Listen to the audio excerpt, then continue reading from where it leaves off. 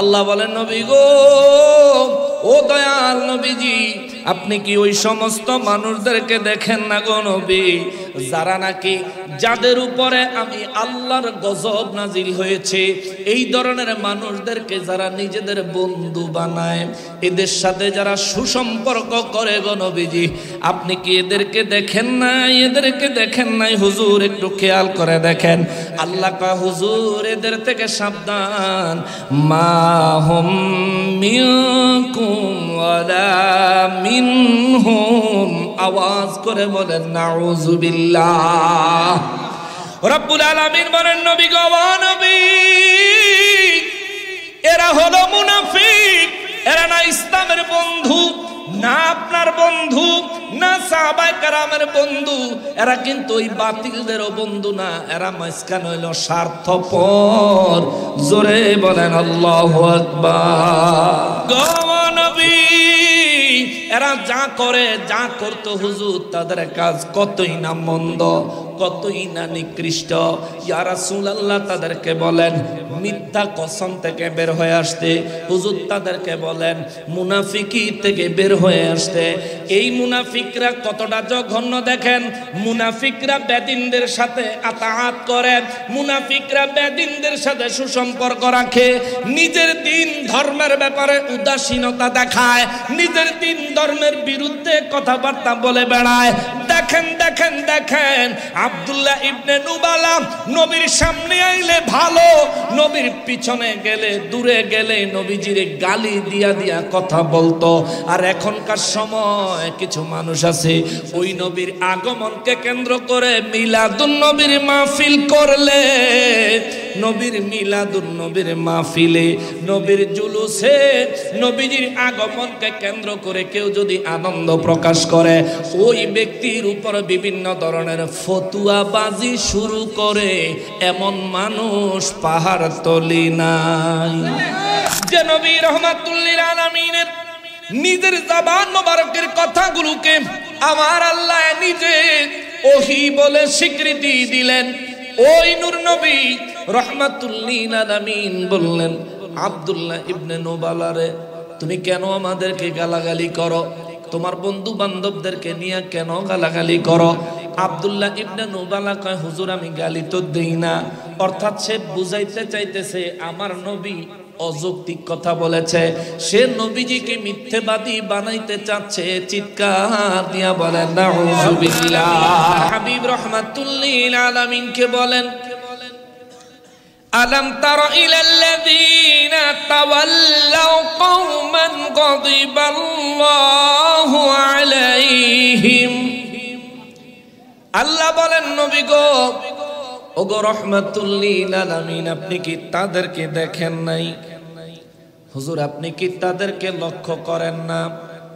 হুজুর আপনি কি তাদেরকে নজর দিয়ে দেখেন না গো নবী, যারা নাকি আল্লাহর গজব প্রাপ্ত ব্যক্তিদেরকে তাদের বন্ধু বানিয়েছে, অর্থাৎ মূর্তির পূজারীদেরকে, অর্থাৎ মুহাম্মাদুর রাসূলুল্লাহ সাল্লাল্লাহু আলাইহি ওয়াসাল্লামকে আখিরি নবী না মানলে ওয়ালা দল ইহুদিদেরকে যারা নিজেদের বন্ধু বানিয়েছে, হুজুর আপনি কি তাদেরকে দেখেন নাই? চিৎকার দিয়া বলেন আল্লাহু আকবার। রব্বুল আলামিন বলেন নবী গো, ও নবী রাহমাতুল লিল আলামিন, এদেরকে দেখে রাখতে হবে, এদেরকে চিনে রাখতে হবে। হুজুর এরা দেখতে মুসলমানের ন্যায় লাগে, কিন্তু এদের হাকিকত ভিন্ন। যেমন নবীজির জামানায় একজন ব্যক্তি ছিলেন আব্দুল্লাহ ইবনে নুবালা নামে।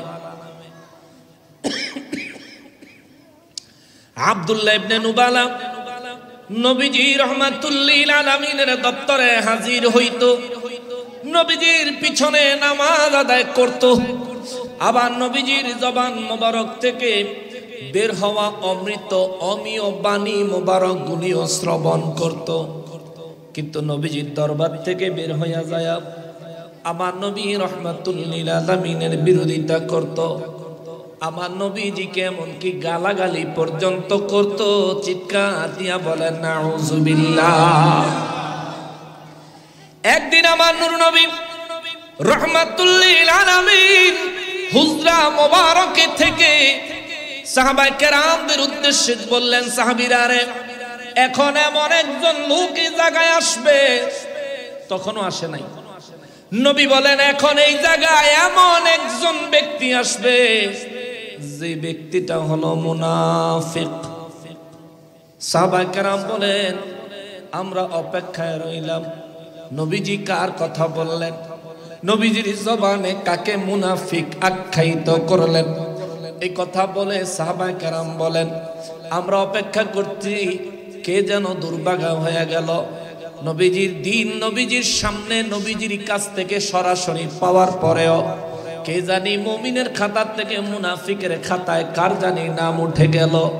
এই কথা চিন্তা করতে করতে সাহাবায়ে কেরাম বলেন, আমরা সঙ্গে সঙ্গে দেখলাম নবীজির দরবারে এসে আব্দুল্লাহ ইবনে নুবালা হাজির হইল। নবীজি তাকে জিজ্ঞেস করলেন, আব্দুল্লাহ রে, তুমি আমাদের অগোচরে আমাদেরকে গালাগালি করো কেন? জোরে বলেন আল্লাহু আকবার। নবীজি রাহমাতুল লিল আলামিনকে আব্দুল্লাহ ইবনে নুবালা তার বন্ধু বান্ধব লইয়া যখন গালাগালি করে, নবীজি জাহিরি ভাবে তখন তার সঙ্গে থাকেন না, কিন্তু নবীজির কাছে খবর আসেনি। জোরে বলেন আসেনি। নবী কয়, আব্দুল্লাহ ইবনে নুবালা রে, তুই কেন আমাদেরকে গালাগালি করো? আব্দুল্লাহ ইবনে নুবালা কয়, আয় হায় হুজুর, কি কর, জীবনেও না। নবীজির কয়, হুজুর জীবনেও না। নবীজি নিজে তারে জিজ্ঞেস করেছেন যে নবী রাহমাতুল লিল আলামিনের কথার ব্যাপারে মহান রব্বুল আলামিন সূরা নাজমের মধ্যে আল্লাহ বলেন, ওয়া মা ইয়ানতিকু আনিল হাওয়া ইন হুয়া ইল্লা ওয়াহয়ুন ইউহা। আমার হাবিবুল্লাহ নিজের থেকে কোনো কথাই বলেন না। আমার হাবিবুল্লাহ যা বলেন, আমার হাবিবুল্লাহর জবানের কথাটাই হলো আমি আল্লাহর ওয়াহী। জোরে বলেন সুবহানাল্লাহ। এই জন্য রব্বুল ইজ্জাতের ওয়াহী দুই রকম। এক নম্বরের ওয়াহী হয়েছে কুরআনুল কারীম, দ্বিতীয় নম্বরের ওয়াহী হয়েছে হাদিসে কুদসি। হাদিসে কুদসি কিন্তু নবীজির জিন্দেগি মোবারকের সমস্ত কথাগুলোকেই আমার আল্লাহ নিজের ওয়াহী হিসেবে দাবি করে জানায়া দিলেন। আরে আমি যা বলতে চাই আমার হাবিব তাই বলে, আমার হাবিব যা বলে আমার ইচ্ছা মোতাবেকই বলে। জোরে বলেন সুবহানাল্লাহ।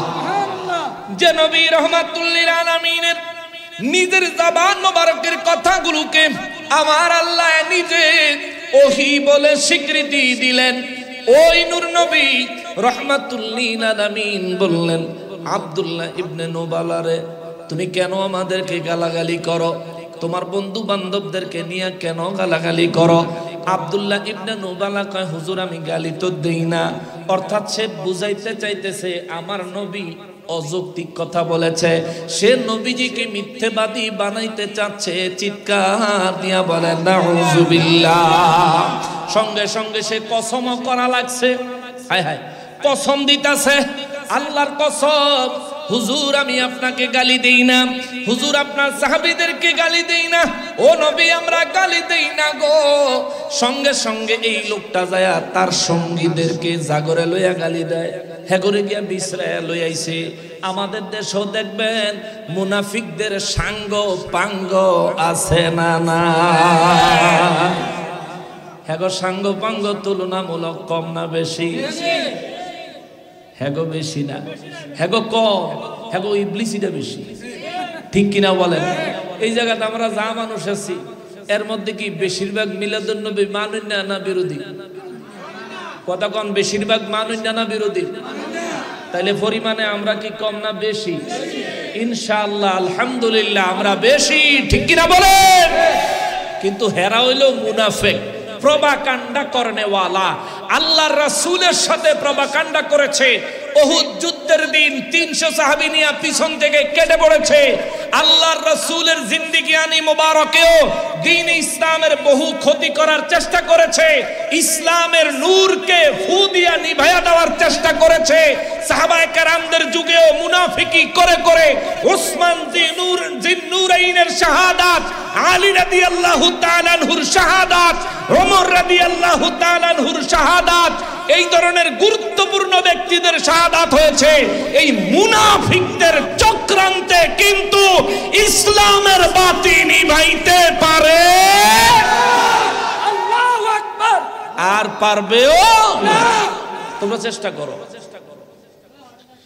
মুসলমানেরা রে, আমার প্যারা নবীর উম্মতেরা রে, আমি বলতে চাচ্ছিলাম নূর নবী রাহমাতুল লিল আলামিনের জবান মোবারকের কথাকে আব্দুল্লাহ ইবনে নুবালা উপেক্ষা করলো। নবীজি রাহমাতুল লিল আলামিনকে এক প্রকার মিথ্যাবাদী বানানোর চেষ্টা করলো।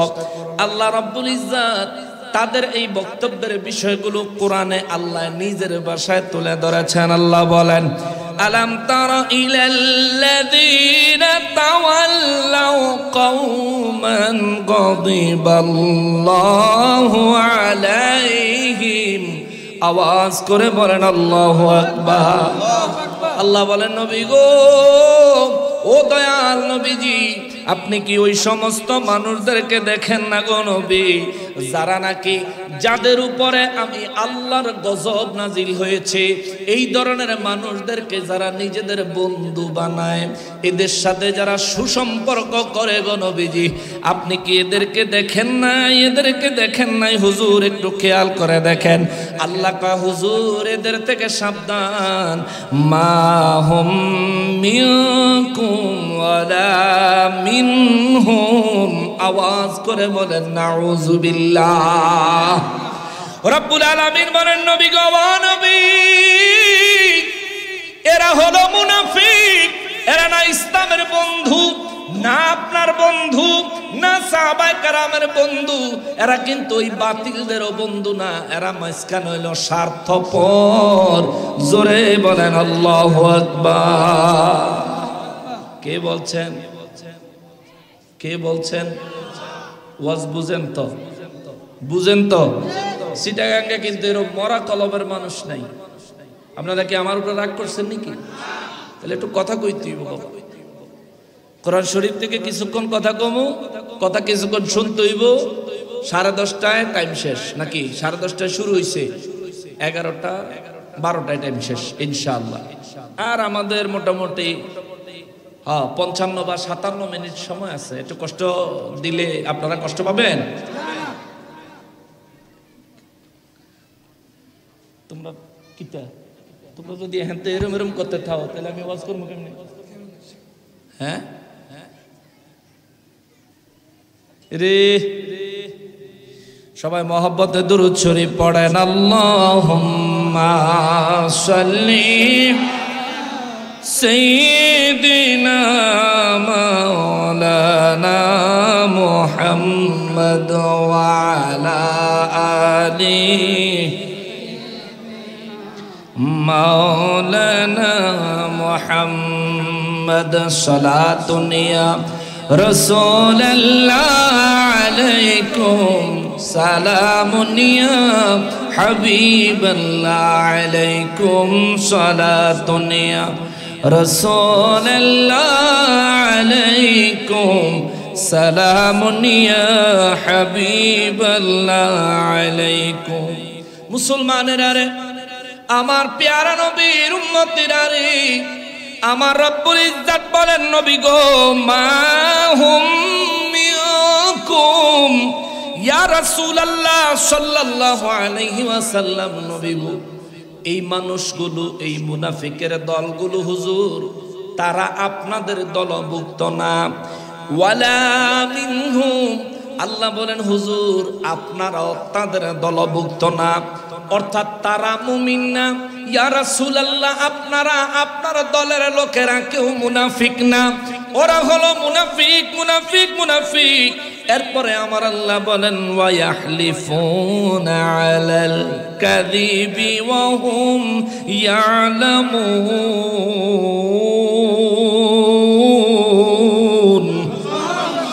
রব্বুল আলামিন কয় নবী গো এরা হলো এমন জঘন্য দল, ইয়া রাসূলুল্লাহ এরা হলো এমন জঘন্য দল, এরা জান্না শুননা মিথ্যা কসম করে। ঠিক কিনা বলেন? আমাদের দেশে হুজুররা নির্বাচনের কথা কইলে কি রাগ হইবেন?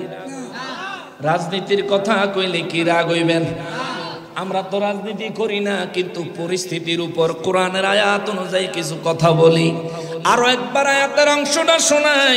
আমার আল্লাহ বলেন ওয়া ইয়াহলিফুনা আলাল কাযিবি ওয়া হুম ইয়ালামুন। রব্বুল আলামিন বলেন নবী গো এরা জান্না শুননা মিথ্যা কসম করে। আমাদের দেশে একজন পীর সাহেব সৌদি আরব থেকে দেশে আইসা মুরিদানদেরকে ওয়াজ করছেন।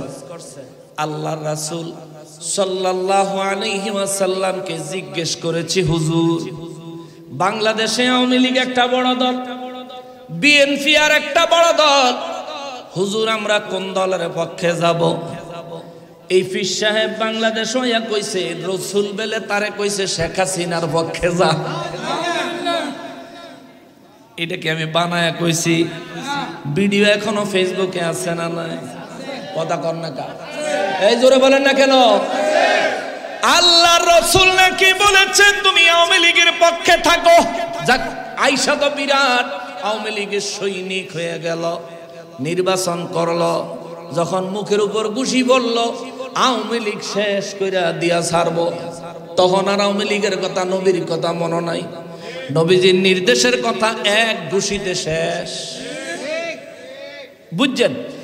এই মানুষগুলো নির্বাচনে জেতার জন্য বলল যদি আমাদের মার্কায় ভোট দেন, আমি মার্কাটার নাম লইলাম না, যদি আমাদের মার্কায় ভোট দেন আল্লাহর রাসূল ভোট পাবে। জোরে বলেন, আরো জোরে বলেন। এই বেটা নাদান রে, আমার রাসূল ভোট দিয়া নির্বাচিত হওয়া লাগবে আহাম্মক।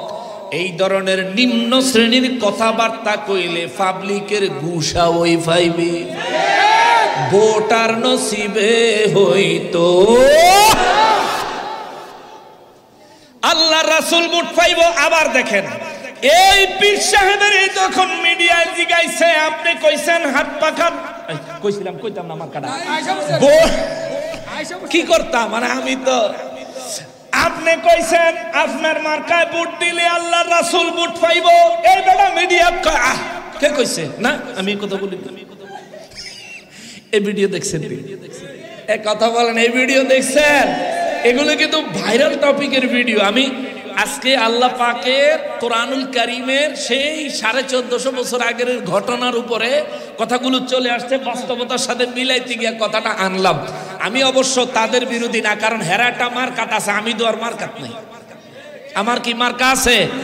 আমরার যে মার্কা আছে হেগো পর্যায়ে গিয়া আওয়ামী লীগ গেলে গিয়ে আওয়ামী লীগের আম্মা ডাইকা লাইব, আবার আওয়ামী লীগ গেলে গা আমরারে ফ্যাসিস্টের তোহমত দিব। ঠিক কিনা বলেন? এরাই কারো আম্মা হয়, কেউরে গিয়া দাদি ডাহে, কেউরে গিয়া নানি ডাহে, সময় মতন সিফাত পড়লে হেরা বলে না আমরা বলে। অথচ সুন্নিরা কোনদিনও কোন রাজনৈতিক শক্তির কাছে মাথা নত করে রাজনৈতিক শক্তিকে ব্যবহার করার মতো নিম্নমানের চিন্তা সুন্নিরা কোনদিনও করে নাই। সুন্নিদের এই চিন্তা করা লাগে না, কারণ তোমাদের মতো দুর্নীতি, অন্যায়, খুন, রাহাজানি, হত্যাযজ্ঞ সুন্নিরা করে না। সুন্নিরা সমাজে শান্তি নিয়ে আসে, শান্তির কথা বলে, নবীর প্রেমের কথা বলে, নবীর ভালোবাসার কথা বলে, আউলিয়া কেরামের মহব্বতের কথা বলে। জোরে জোরে বলুন ঠিক কিনা? চিন্তা করেন, যেই মানুষটা মিডিয়াতে ভিডিও থাকার পরেও নিজেই আবার পুনরায় বললেন যে না না আমি এমন কিছু বলি নাই। নারায়ে তাকবীর, নারায়ে রিসালাত, আচ্ছা নারায়ে রিসালাত। আমাদের চট্টগ্রাম মহানগর যুব দলের সাবেক সভাপতি মহোদয় জনাব মোশাররফ হোসেন দীপ্তি সাহেবের আগমন। হ্যাঁ ফজলুল সাহেব আসছেন, এবং চট্টগ্রাম মহানগর যুব দলের সাবেক সহসভাপতি মহোদয় জনাব ফজলুল হক সুমন ভাইয়ের আগমন। আরো জোরে বলেন সুমন ভাইয়ের আগমন। আল্লাহ তাআলা ভাইদেরকে হায়াতে তাইয়্যিবা দান করুক, পড়ি আমিন। ভাই কোরআনের আলোকে কিছু রাজনীতির কথা বললে কমু, হ্যাঁ আপনি আমারে মহব্বত দিয়ে ইনশাআল্লাহুল আজিজ। বাবা যে কথাটা বলছিলাম, আপনি যদি একজন মুসলমান, ন্যূনতম সাধারণ একজন মুসলমান হন, আপনি আপনার বক্তব্যের উপর অটল থাকবেন, ঠিক কিনা বলেন? আপনি এখন এক কথা, আবার কিছুক্ষণ পরে আরেক কথা, আবার আরেকদিন গিয়ে আরেক কথা। আরে ভাই এখন তো মিডিয়ার যুগ, আমি যেটা বললাম রেকর্ড হয়ে গেল, আপনিও যেটা বলছেন রেকর্ড হয়ে গেছে। এক রেকর্ডে কইছেন এই মার্কাত ভোট দিলে আল্লাহর রাসূল ভোট পাইবো, আরেক রেকর্ডে গিয়ে এখন আমি এই কথা কই নাই। আপনি বলে ফিসাব মুখ দিয়ে হাসা কথা না, কেমন হইছেন ফিসাব এক আল্লাহ জানে। রব্বুল আলামিন বলেন নবী গো ওয়া ইয়াহলিফুনা আলাল কাযিবি ওয়া হুম ইয়ালামুন।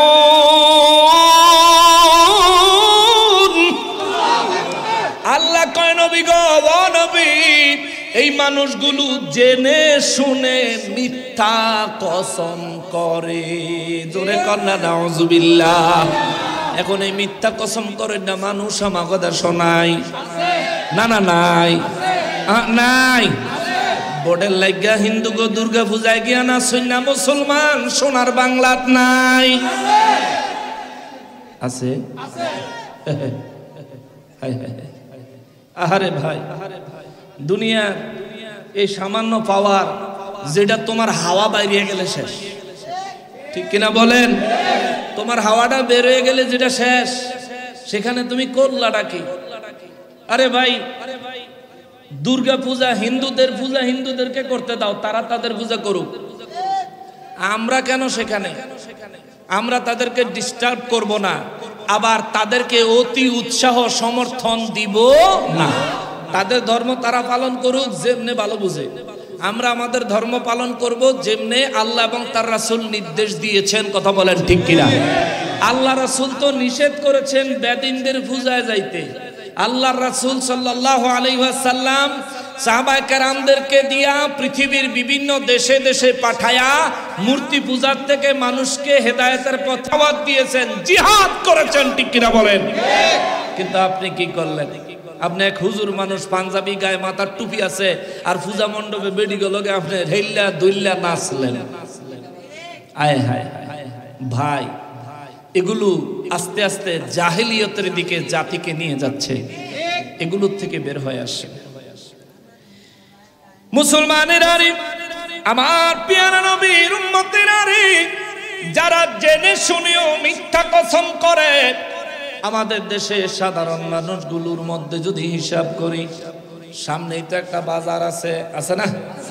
বাজারে দোকানদাররা যখন মাল বেচে, মাল বেচনের সময় মিথ্যা কসম করেনি? জবান খুলে বলেন করেনি? আরো জোরে বলেন করেনি? ও ভাই, মিথ্যা কসম করা যাবে? জেনে শুনে মিথ্যা কসম করা যাবে? এমনও মানুষ আছে কয় ভাই আল্লাহর কসম কিনা দামে দিলাম, বলে না? কসম টসম কইয়া কয় কিনা দামে দিলাম, অথচ ওই কিনা দামে দিতে গিয়েও বাজারের অন্য দোকানের লাগে মিলায় দেখে ডাবল 2 গুণ। এবারে বলে কিনা দামে দিস। মিথ্যা বলার দরকার কি? আপনি ব্যবসা করতে বসছেন, চুরি করতে নয়। মিথ্যা বলবেন না, ভাই এই মূল্য হলে আমি বিক্রি করব, নাইলে এর চাইতে কমে আমি বিক্রি করতে পারবো না। মিথ্যা বলবেন না, খবরদার। কেন মিথ্যা বলবেন? রব্বুল ইজ্জত বলেন নবী গো ও নবী, পৃথিবীর মানুষগুলারে জানায় দেন আ'আদাল্লাহু লাহুম আযাবান শাদীদা, আমি আল্লাহর পক্ষ থেকে যে আযাবের ব্যবস্থা রয়েছে তাদের জন্য, যারা নাকি মিথ্যা কসম করে, যারা মুনাফিকি করে, তাদের জন্য আমি রব্বুল আলামিনের পক্ষ থেকে পুরস্কার হিসাবে রয়েছে আযাবান শাদীদা। আল্লাহ বলেন কঠিন থেকে কঠিনতর শাস্তি। হুজুর, তাদের জন্য রয়েছে কঠিন থেকে কঠিনতর শাস্তি, কঠিন থেকে কঠিনতর আযাব। ইন্নাহুম সাআ মা কানু ইয়ামালুন।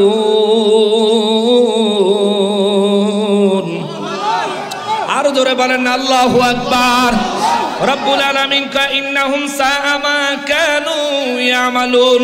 নবী গো, হ্যাঁ সবাই কর, চট্টগ্রামে নাই, সোনার বাংলাদেশে নাই। এরে তোমরার ফতুয়ায় আমাদের কিচ্ছু আসে যায় না। যাদের সম্পর্ক মন্দিরের সাথে, ওরা মসজিদের কি বুঝে? জোরে বলেন ঠিক কিনা? নিউজের মধ্যে, খবরের মধ্যে দেখলাম ভারতে হিন্দু নির্বাচনে পদপ্রার্থী হিন্দু ব্যক্তি, ওই ব্যক্তি জুমার নামাজে গেছে, হিন্দু ব্যক্তি জুমার নামাজে মসজিদে গেছে নির্বাচনের ভোট চাওয়ার জন্য। কিন্তু মজার ব্যাপার হলো, আমাদের দেশে নির্বাচনের জন্য আপনি ধর্মের দোহাই দেন কেন? আপনি নির্বাচন করেন, আপনি রাজনীতি করেন, আপনি বিপুল ভোটে জিতেন, আপনার ফুলের মালা দিয়ে আমরা গ্রহণ করব। ধর্ম বিক্রি করার চেষ্টা করবেন না, ঠিক কিনা বলেন? ধর্মকে আপনি এখানে অস্ত্র হিসেবে ব্যবহার করবেন না। রব্বুল আলামিন বলেন নবী গো, ও নবী, এদেরকে খবর দেন আ'আদাল্লাহু লাহুম আযাবান শাদীদা। তাদের জন্য আমি আল্লাহর পক্ষ থেকে কঠিনতর আযাব নির্ধারিত রয়েছে, নির্ধারিত হয়েছে কঠিন থেকে কঠিনতর আযাব। আল্লাহ কা ইন্নাহুম সাআ মা কানু ইয়ামালুন। হুজুর, এই মানুষগুলো যে সমস্ত কাজ করে, এই কাজগুলো কতই না মন্দ, কতই না মন্দ, কতই না মন্দ। অথচ দেখেন মিলাদুন নবীর হিসাবে, মিলাদুন নবীর আমলে, মিলাদুন নবীর মাহফিলে, এই যে আজকার মাহফিল, এই জায়গার মধ্যে কোনো মূর্তি আছে? কোন মূর্তির পূজা আছে? এই জায়গায় ইসলাম বিরোধী কোন কাজ আছে? এত সুন্দর করে এলাকাটা সাজাইছে, এলাকা সাজানোতে সুন্দর হইছে না খারাপ? জোরে বলেন সুন্দর না খারাপ? এই দেশে মিলাদুন নবী উপলক্ষে পাবলিক ব্যক্তিগত পয়সা দিয়া নবীর আগমনকে জৌক শৌকের সঙ্গে, আনন্দের সঙ্গে উদযাপন করার চেষ্টা করে। কিছু মানুষ আছে এখানে বেদাত টেদাতের ফতুয়া লাগায়। এ বেটা, তোর বাপে যেন পূজার লাগিয়া 4 কোটি টাকার বাজেট দিছে, মিলাদুন নবীর লাগিয়া কোনো বাজেট দেয় নাই, ওইটা কি চোখে দেখোস না? এই দেশে যদি হিন্দুরা পূজার জন্য সরকারি বাজেট পায়, মুসলমানেরা বাজেট পাইব কমপক্ষে 2 গুণ। কারণ এই দেশ মুসলিম কান্ট্রি, মুসলমানদের দেশ, মুসলমান পরিমাণে বেশি। এই দেশ ইসলামিক পন্থায়, মসজিদ ভিত্তিক সামাজিক পন্থায় এই দেশ পরিচালিত হয়, ঠিক কিনা বলেন? তুমি মিলাদুন নবীর ফতুয়া, এখানে বাতি লাগাইছে কেন, লাইট করছে কেন? এবারে তুমি কি চাও? অন্ধকার করে রাখতা আল্লাহ রাসূলের প্রচারের দিনকেও কাফের বেঈমানরা নিভাইয়া দিতে চেষ্টা করছে। আল্লাহ কয়, হুজুর লাভ নাই, ফায়দা নাই, আমি আল্লাহ আপনার নবীকেই বানাইছি নূর। নূর মানে জ্যোতি, যেখানে কদম রাখবেন কুফরির অন্ধকার দূর হবে, আল্লাহর ঈমানের নূর প্রকাশিত হবে, ঠিক কিনা বলেন? আল্লাহু আকবার। ইয়া রাসূলুল্লাহ, ইয়া রাসূলুল্লাহ, জিন্দাবাদ, জিন্দাবাদ। অতএব মিলাদুন নবী সাল্লাল্লাহু আলাইহি ওয়াসাল্লাম, নবীর আগমনকে কেন্দ্র করে আমরা যদি আয়োজন করি, তোমরা যেন ফতোয়া দাও, আগামীকালকে যদি এইখানে একটা কোনো রাজনৈতিক কোনো একজন গুরুত্বপূর্ণ ব্যক্তির আগমন উপলক্ষে একটা অনুষ্ঠান হয়, অনুষ্ঠানটা যদি রাত্রে হয়, কি বলেন, এর জন্য কি আয়োজন হবে না? সাজগোজ হবে না? বাতি হবে না? মাইক থাকবে না? কিছু খাবার দাবারের ব্যবস্থা হবে না? তো এই সব কিছু কি, এটা কি দাঁত না বেদাত? যে ব্যক্তি মিলাদুন নবীর লাইটের ভিতরে ফতোয়া দাও, যে ব্যক্তি মিলাদুন নবীর অনুষ্ঠান, ইসলামিক অনুষ্ঠান, ধর্মীয় অনুষ্ঠান, বেটা এখানে তো হারাম কিছু নাই, এখানে শরীয়ত বিরোধী কিছু নাই। এই জায়গায় এই গাড়ির ড্রাইভার, এই ছেলেরা তারা ইচ্ছা করলে দিনে দিনে সারাদিন যদি কাজ করে বহু টাকা রোজগার করতে পারে, কিন্তু এরা মাসের পর মাস কষ্ট করে, বছরের পর বছর, প্রত্যেক বছর কষ্ট করে করে এরা এত সুন্দর মাহফিলের আয়োজন করে। তুমি মিয়া তারে উৎসাহ দিলা না, সাহায্য করলা না, তুমি তার বিরোধিতা করো। তোমার মতন মুসলমান পূজা মণ্ডপেই মানায়, মিলাদুন নবীর মাহফিলে নয়। তুমি তাদের উত্তরসূরি যারা মুসলমানও পরিচয় দেয়, আবার মূর্তির সামনে গিয়া গীতাও পড়ে। এই জন্য আমি একটা সঙ্গীত লিখছিলাম, ওরা ভাঙলো কত অলির দরবার, পাহারা দিল মন্দির বারবার। ওরা ভাঙলো কত অলির দরবার, পাহারা দিল মন্দির বারবার। নবীর তাজিম হারাম মানে, মূর্তির তাজিম ভালোই জানে। ওরে নবীর তাজিম হারাম মানে, মূর্তির তাজিম ভালোই জানে। আবার গীতা পড়ে কি মধুর, কি সুন্দর গীতা পড়ে তারা। মন কোরআন শরীফের যদি সূরা ফাতিহাটা জিজ্ঞেস করেন, সঠিকভাবে শুদ্ধভাবে কওয়ায়েদ সহকারে, মাখরাজ সহকারে পড়তে পারবে কিনা সন্দেহ আছে। কিন্তু মাইক দইরা হের পরে কি গীতাটা পড়লো। হেবেড়ে বেলা আবার আমাদের দেশের কোনো এক ধর্মীয় সংগঠনের বড় ধরনের নেতা, এই ধরনের নেতা দিয়া হারিকেন জ্বালান যাইব, এই ধরনের নেতা দিয়া কুফি জ্বালান যাইব। দেশের সমাজ রাষ্ট্র পরিচালনা করা যাবে। নেতা হইলে আপনি আপনার দিন ধর্ম ঠিক রেখে, নিজের অবস্থান পরিষ্কার রেখে তারপর নেতৃত্ব দেন। আমরা সবাই আপনার সাথে আছি, আমরা চাই শান্তি। এই দেশে একটা সুষ্ঠু সমাজ গড়ে উঠুক, যেই সমাজটা ইসলামিক আদলে হবে। কিন্তু আপনি ব্যক্তিগত স্বার্থে আপনি করলেন ডাকি। মাদ্রাসার মধ্যে প্রজ্ঞাপন জারি হয়েছে, পূজার ছুটি মাদ্রাসাত দিত। মাদ্রাসাত কি হিন্দুরা পড়ে? মাদ্রাসাত কি পূজার ছুটি? এগুলো সংশোধন করে, এগুলো সংশোধন করে, নয়তোবা আল্লাহ পাক রব্বুল ইজ্জাতের আযাবের জন্য অপেক্ষা করেন। আওয়ামী লীগ মনে করছিল অগরে হটানের আর কেউ নাই, কিন্তু হটাই দিছে কে? জোরে কোন কে? এই হেগত্তনে যদি আপনারা শক্তিশালী হন, ফেরাউন নমরুদের জন্য শক্তিশালী না। নমরুদ ফেরাউন ধ্বংস হয়ে গেছে, আপনারাও ধ্বংস হতে সময় লাগবে না। আল্লাহর হুকুম মোতাবেক, আল্লাহর বিধান মোতাবেক মানুষের হকগুলো আদায় করার নিয়তে, হক প্রতিষ্ঠার নিয়তে আসেন। আমরা আমাদের দেশকে সাজানোর চিন্তা করি, তবে আপনাদের জন্য আমরা আমাদের জান হাজির করে দিব। ঠিক কিনা বলেন? নবীর আগমনে ঈদ মিলাদুন নবীর মাহফিল করবে, আপনি বিরোধিতা করবেন কেন? আপনি কি নবীর উম্মত দাবি করেন না? নবীর আগমনে বেজার হয়েছে ইবলিসে, নবীর আগমনে নারাজ হয়েছে শয়তানে, আপনি কেন নারাজ হন? ভাই, এ ভাই, আপনি কি আদৌ মুসলমান? আপনি কেমন মুসলমান?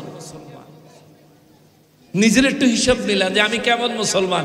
যে নবীরে দিয়ে নিজের মুসলমান দাবি করি, ওই নবীর আগমনে আমি খুশি হইতাম পারি না আমি একটা মুসলমান। মুসলমানের আরে, আমার পেয়ারা নবীর উম্মতের আরে, আমার এই কথাগুলো শুনলে কালকে দেখবেন তারা এগুলোর প্রতি উত্তরে অনেক অনেক কথা বাহির করবে, আছে না? হ্যাঁ, কথার কিন্তু শেষ নাই, কিন্তু ডিবেটে বইলে আবার খবর থাকে না, পারে না। গতকালকে আমাকে শহীদুল্লাহ বাহাদুর ভাইয়ের লোকে পারে নাই। শহীদুল্লাহ বাহাদুর ভাই তারা বাদাম থেরাপি দিয়ে দিছে। এরম বাদাম থেরাপি খাইবা তোমরা, তোমরা বাদাম বাদাম দাদা কাঁচা বাদাম খাওয়া। আমার কাছে নাই গো বাবু, বাজা বাদাম। আল্লাহ হেদায়েত করুক, জোরে বলেন আমিন। জাতির সামনে একটা বিষয় ক্লিয়ার হয়েছে, হযরত আলী রাদিয়াল্লাহু তাআলা আনহু আনা মাদিনাতুল ইলমি ওয়া আলিয়ুম বাবুহা। হেতে নিজে গার জোরে ঠেললা কইতো চাই, এটা বলে জাল হাদিস। এ বেটা, নিজের গায়ের জোরে ঠেললা কইলো এবারে কি? এটা কোন ইমামরা বলছেন, কেন বলছেন, এবং তাদের এই বলার গ্রহণযোগ্যতা কতটুকু, এগুলো চিন্তা ভাবনা কইরা কথা কইতে হবে। নিজের পণ্ডিত জাহির করতে যাইও না, মুনাফিকের দলে নাম লিখবা। রব্বুল আলামিন বলেন, এখন যারা আমার বক্তব্যকে কেন্দ্র করে প্রতি উত্তরে অনেক কথা অনেকেই বলার চেষ্টা করবে, এইরকম চেষ্টা আল্লাহ রাসূলের কথার বিপরীত করত তৎকালীন যুগের লোকেরা। তাদের ব্যাপারে আল্লাহ কয় ইত্তাখাযু আইমানাহুম জুন্নাতা ফাসাদ্দু আন সাবিলিল্লাহ। আওয়াজ করে বলেন আল্লাহু আকবার। রব্বুল আলামিন বলেন নবী গো, এই মানুষগুলো অনেক বেশি চটপট কথা বলে।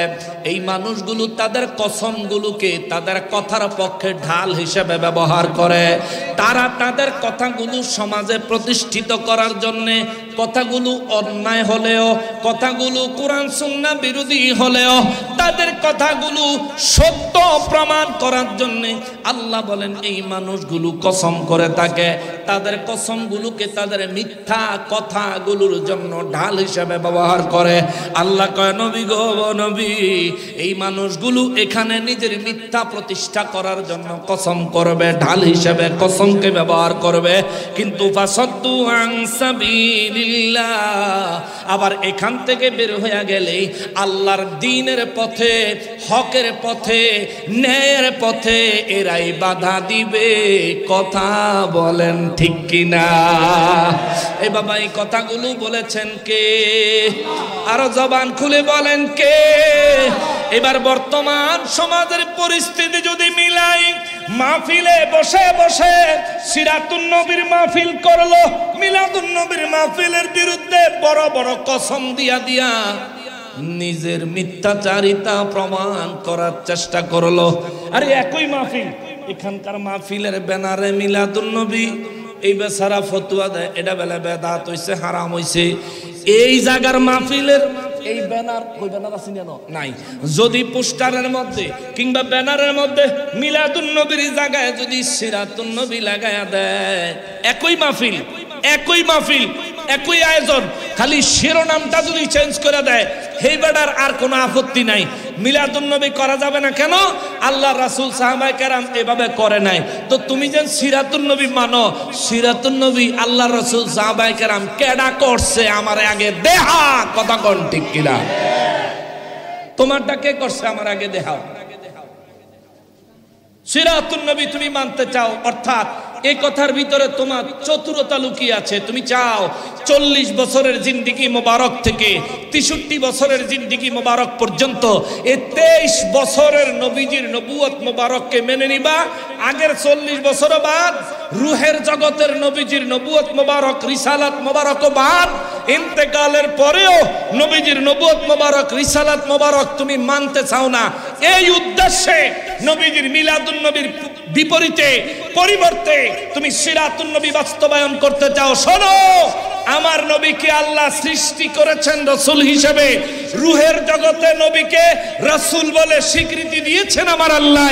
দুনিয়াতে নবীর আগমনকে আল্লাহ বলছেন সুম্মা জাআকুম রাসূলুন, অতঃপর তোমাদের মাঝে রাসূল আগমন করবে। অর্থাৎ আমার আল্লাহ নবীরে বানাইছে রাসূল, দুনিয়াতে পাঠাইছেন রাসূল। নবীজি দুনিয়া থেকে পর্দা করছেন রাসূল হিসেবে, এখনো রওজা মোবারকে রয়েছেন রাসূল হিসেবে। কিয়ামতের ময়দানেও আমার নবী উঠবেন রাসূল হিসেবে। ঠিক কিনা বলেন? তুমি কি চাও? 23 বছরের নবী বানাবে বেড়া? আমার নবীজির নবুয়ত শুরু হয়েছে সৃষ্টির শুরু থেকে। আমার নবীজির নবুয়ত এবং রিসালাতের কোনো শেষ নাই। রোজ হাশরের ময়দানে আদম নবী বলবে নফসি নফসি, মুসা নবী, ঈসা নবী, ইব্রাহিম নবী 1,23,999 জন নবী বলবেন নফসি নফসি। দুনিয়ার মানুষগুলো তাদের কাছে একটা মাত্র সুপারিশের জন্য যাবে। আদম নবীর কাছে যায় বলবে, আদম নবী গো, আল্লাহ আমাদেরকে মাফ কইরা দেখ, এর জন্য আপনি সুপারিশ কইরেন না। আপনি দয়া করে একটা সুপারিশ করেন, আল্লাহ যেন বিচার কাজটা আরম্ভ করে।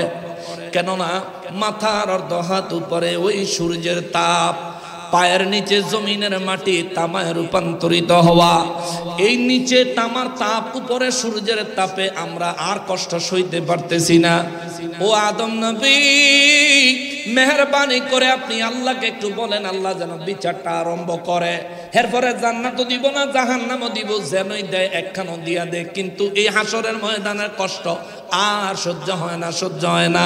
আদম নবী কইব আমি পারবো না, তোমরা আদম আলাইহিস সালাম বলবেন তোমরা সামনের দিকে যাও। এভাবে মানুষগুলো মুসা নবীর কাছে, ইব্রাহিম নবীর কাছে, ঈসা নবীর কাছে একে একে ধাপে ধাপে সবার কাছে যাবে। সবাই এক একটা কারণ দেখাইবো আর কইবো আমি বলার সাহস রাখি না।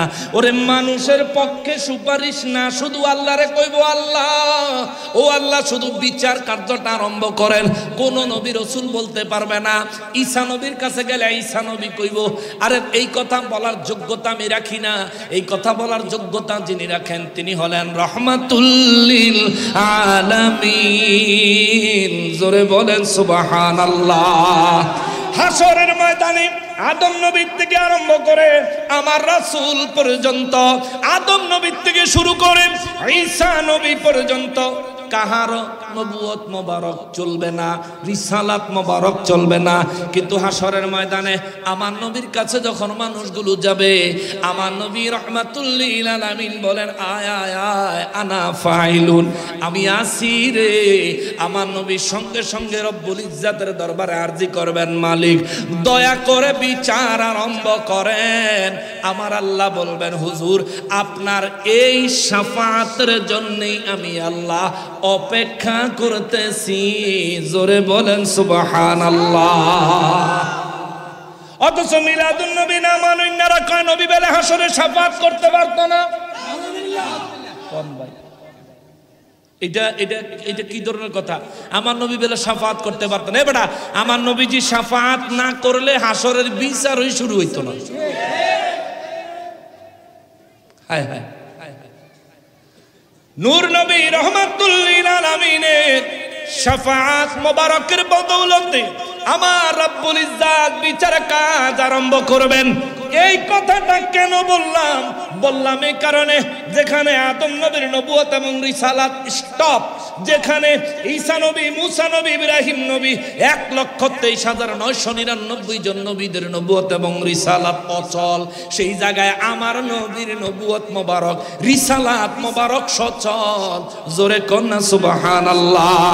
যেই জায়গায় সব নবীরা কইব নাফসি নাফসি, সেই জায়গায় আমার নবী বলবেন রব্বি হাবলি উম্মতি।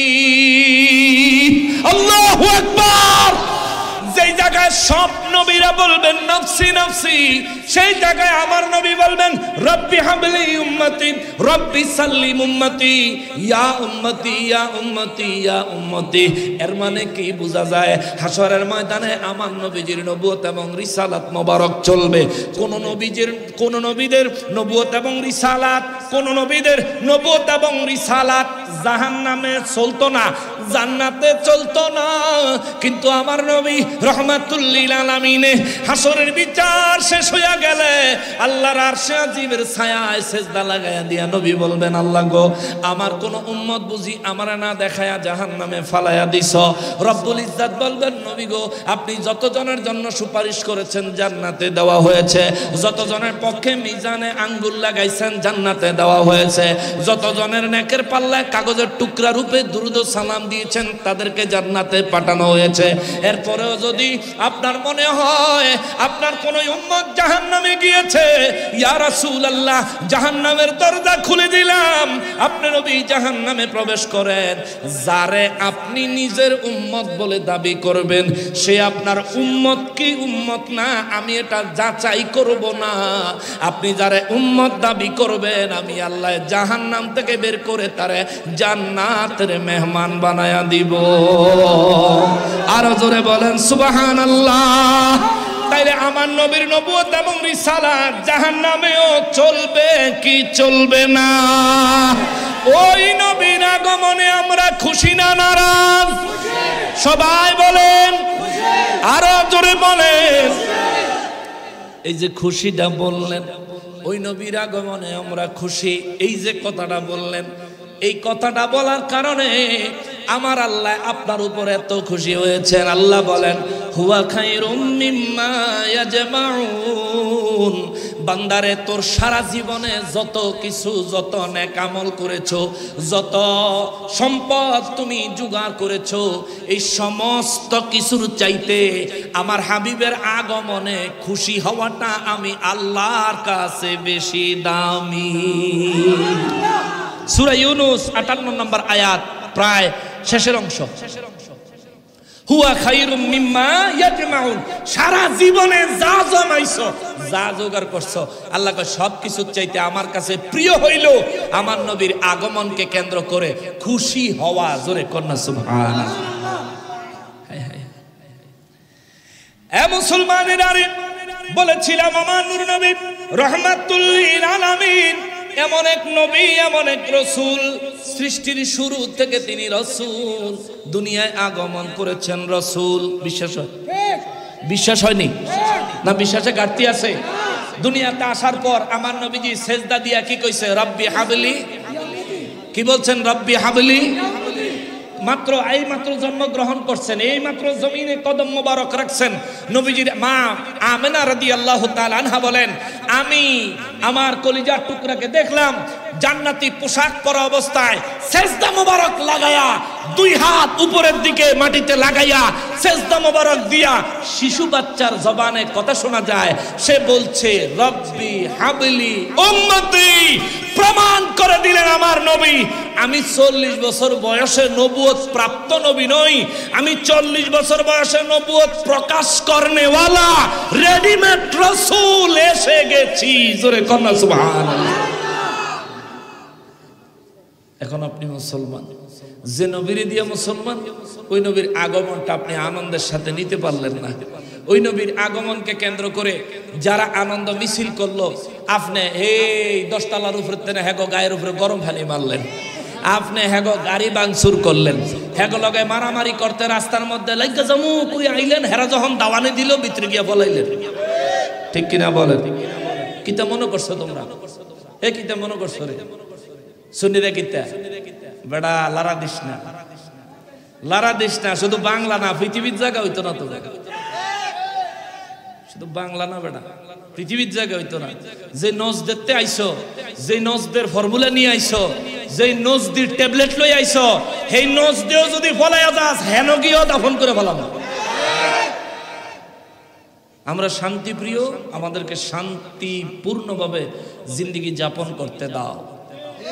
আমরা কিন্তু শান্তিপ্রিয়, তলোয়ার রাখা দিছি, তার মানে ট্রেনিং জমা দেই নাই, তলোয়ার জমা দিছি। দরকার হইলে সময় মতন, ঠিক যেদিন খাপ থেকে তলোয়ার বের হবে, সেদিন আর কারো মাথা ঘাড়ের উপরে থাকতো না, ফুটবলের মতন ফ্লোরে গড়াগড়ি করব। কি করো না করো বেটা, মুসলিম ইসলাম মানে শান্তি। একজন অন্যজনের শান্তি নিরাপত্তা দিবে, একজন আরেকজনের অধিকার নিশ্চিত করবে। কি শুরু হয়েছে? মুসলমানরে মেরে দেয়, আলেমরে জবাই করে দেয়। কি শুরু হয়েছে? রাতের বেলা আলেমদেরকে ধরে আক্রমণ করে। কি শুরু হয়েছে? আলেমদের বাড়ি ঘরে আক্রমণ করে। কি একটা আজব ব্যাপার, কি এক আজব ব্যাপার। এই জাতি সারা পৃথিবীতে ইন্টারন্যাশনাল ভাবে খবর নিয়ে দেখেন, আস্তে আস্তে আমরা রেড সিগন্যাল, লাল দাগ পড়তেছে আমাদের উপরে। আমরার মতো জাতিদেরকে পৃথিবীর বিভিন্ন দেশ, অনেক দেশ আছে ভিসা দিতে চায় না আমাদের দেশের এই ধরনের কুখ্যাত বেয়াদবদের কারণে। আমরা কি এই দেশে উগ্র বলেন? আমরা কি সন্ত্রাস? কোন সুন্নিদের দ্বারা এই দেশে কখনোই কারো অবৈধ অন্যায় ভাবে হত্যা কাণ্ড, খুন, রাহাজানি, হিংসা, বিদ্বেষ, চাঁদাবাজি হয় নাই, আইজও হচ্ছে না, কিয়ামত পর্যন্ত হবে না ইনশাআল্লাহ। কারণ পীর মাশায়েখ বুজুর্গানে দ্বীন আমাদেরকে প্রথমে শিক্ষা দেয়, তোমার অধিকার তোমার, অন্যের অধিকার তার। তুমি নিজের অধিকার নিজে দেখো, অন্যের অধিকার বাস্তবায়ন করার জন্য সাহায্যকারী হয়ে দাঁড়িয়ে যাও। এটা হচ্ছে পীর মাশায়েখ বুজুর্গদের শিক্ষা, তরিকতের শিক্ষা। সেই পীর মাশায়েখ বুজুর্গদেরকে তোমাদের যেহেতু ভালো লাগে না, আমরা তোমাদের জন্য এইটুকুই বলতে পারি, আল্লাহ তোমাগরে হেদায়েত নসিব করুক। আর জোরে বলে না আমিন।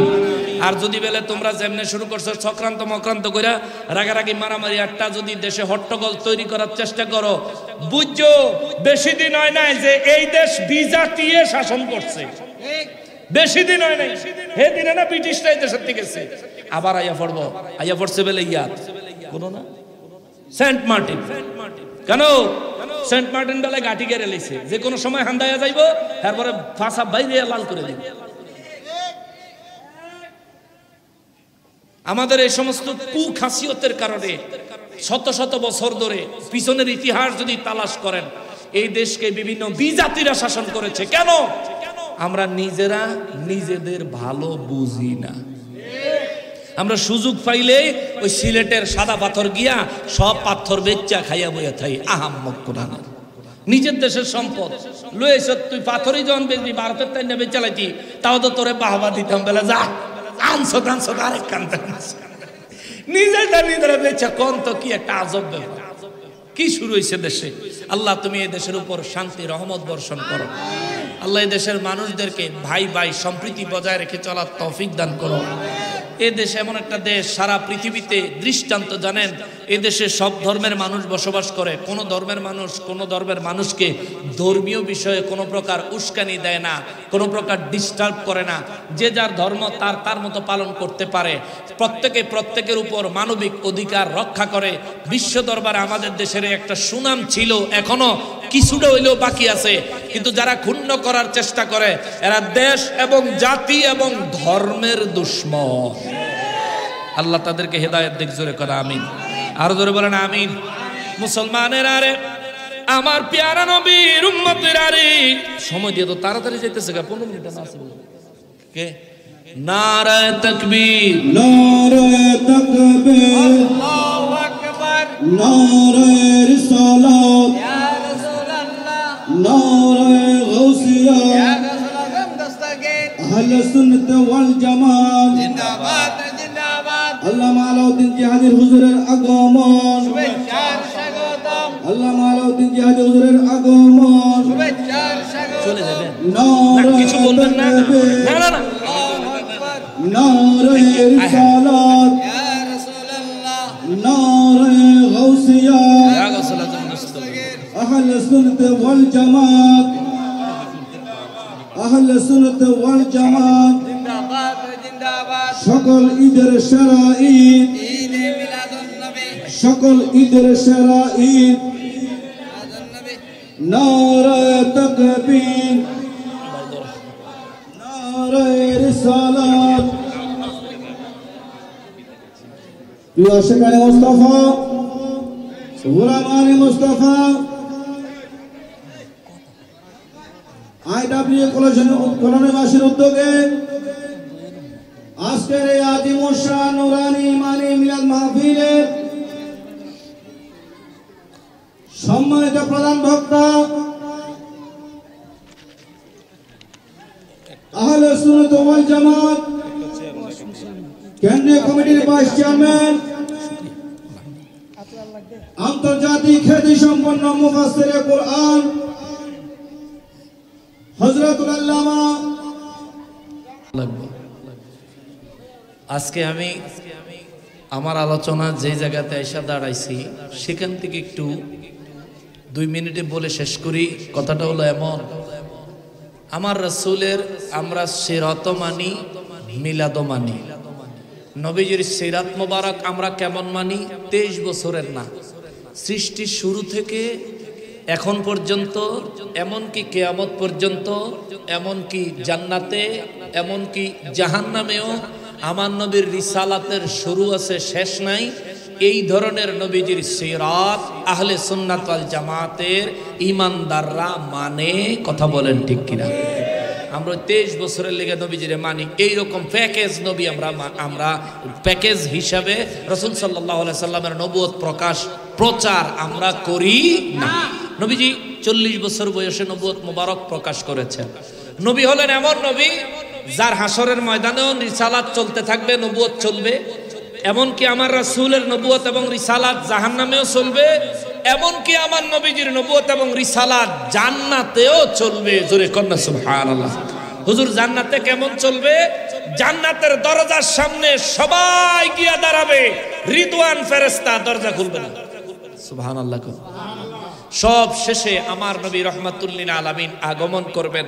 আমার নবী নির্দেশ দিলেই জান্নাতের দরজা খুলবে। তার মানে 1,23,999 জন নবীরা জান্নাতের গেটে দাঁড়ায়া জান্নাতের গেট খোলার জন্য বলার পরেও জান্নাতের গেট খোলা হবে না আল্লাহর নির্দেশে। কারণ আল্লাহর নির্দেশ হলো আমার নবী রহমাতুল্লিল আলামিনের আগমন হলে নবীজি প্রথম জান্নাতে প্রবেশ করবেন, তারপরেই অন্যরা প্রবেশ করবে। তার মানে বোঝা যায় জান্নাতের গেটেও আমার নবীর নবুয়ত এবং রিসালাত চলবে কি চলবে না? জোরে বলেন। অতএব আমরা ওই নবীর আগমনে খুশি না নারাজ? জোরে বলেন, আরো জোরে বলেন।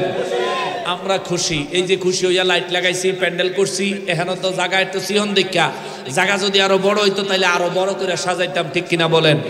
আমরা রাস্তার মধ্যে দেখেছি এই এলাকার যুবকরা যারা মিলাদুন্নবী সাল্লাল্লাহু আলাইহি সাল্লাম উদযাপন কমিটির ছেলেরা যারা, এদের জন্য হৃদয় থেকে দোয়া করি, প্রাণ ভরে দোয়া করি। এদের মা বাবার জন্য প্রাণ ভরে দোয়া করি।